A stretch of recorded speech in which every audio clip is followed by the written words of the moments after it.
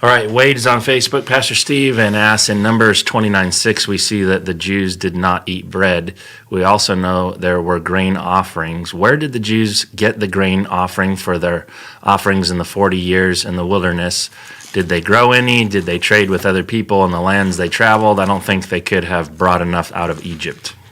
Yeah, not for 40 years, that's for sure. And they were eating manna all during that time also, and you know that, Wade.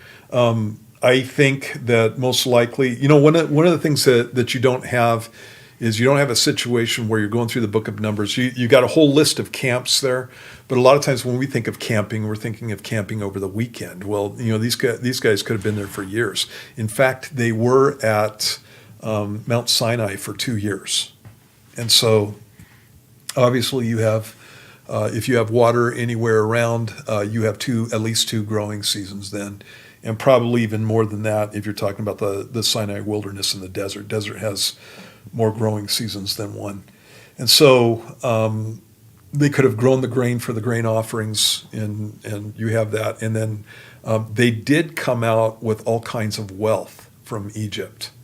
And so they had the ability to buy grain from the passing tribes of Midianites and caravans that would come by, or as they were going through certain countries. You see the Edomites when Moses is going to go through the land of Edom. He's talking about, well, just go straight through. We won't go off on either side. We won't take any of your grain. We won't do anything like that. And I believe he talks about even buying things from them, and they wouldn't have it.